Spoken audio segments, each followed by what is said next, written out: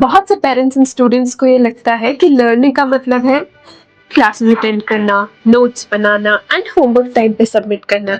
But the real question is कि क्या जो मैंने सब लिखा है, क्या मुझे वो समझ में आया है, या फिर जब उसको अप्लाई करने की बारी आई तो क्या मैं उसे अप्लाई कर पा रही हूँ। तो दीक्षार्थ एक फिक्स्ड लर्निंग प्रोसेस फॉलो करता है, जो कि ऐसे कोई रैंडम नहीं है बल्कि सालों की ऑब्जर्वेशन से क्रिएट हुआ है। तो एक छोटा सा एग्जांपल देती हूँ। लेट्स से कि 11th क्लास का एक बच्चा केमिस्ट्री का एग्जाम दे रहा है, मल्टीपल एग्जाम से बट नंबर नहीं आ रहे हैं। तो ऊपर से देखने में तो ऐसा लगेगा ना कि यार ये तो पढ़ नहीं रहा है, इसकी वजह से इसके नंबर नहीं आ रहे। बट जब उसी के साथ एक मेंटर ने बैठ के एनालिसिस किया तो ये पता लगा कि उसको कंसेप्ट सारे समझ में आ रहे हैं, बट उसको रिएक्शन मैकेनिज्म्स याद नहीं है। तो यहाँ प्रॉब्लम एफर्ट की है या अप्रोच की।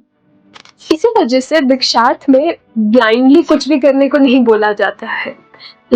इस केस में ब्लाइंडली सिर्फ क्वेश्चंस और सॉल्व करने को नहीं बोला जाएगा, बट प्रॉपर एनालिसिस करने के बाद एक structured improvement plan with daily targets दिया जाएगा। क्योंकि यहाँ पर पढ़ाई सिर्फ लेक्चर बेस्ड नहीं बल्कि एक साइकिल बेस्ड है। वो साइकिल क्या है? पहले कंसेप्ट क्लियर हुए, फिर उसके बाद हमने उसका प्रैक्टिस कर लिया, तो फिर हमने उसका टेस्ट दिया।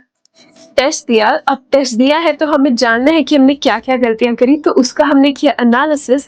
वो एनालिसिस के बेस पे हमें समझ में आएगा कि दिक्कत हमारे फर्स्ट स्टेप में थी या फिर हम कहाँ दिक्कत करें। तो एक स्ट्रक्चर्ड इम्प्रूवमेंट प्लान क्रिएट करेंगे with regular guidance of mentor या पेरेंट्स एंड ऑब्वियसली दीक्षा। इस अप्रोच को फॉलो करने का सबसे बड़ा प्लस पॉइंट पता क्या है? स्टूडेंट कभी अंधेरे में नहीं रहता, उसको समझ में सब आ रहा होता है कि उसकी प्रेपरेशन एक्चुअली जा कहाँ रही है।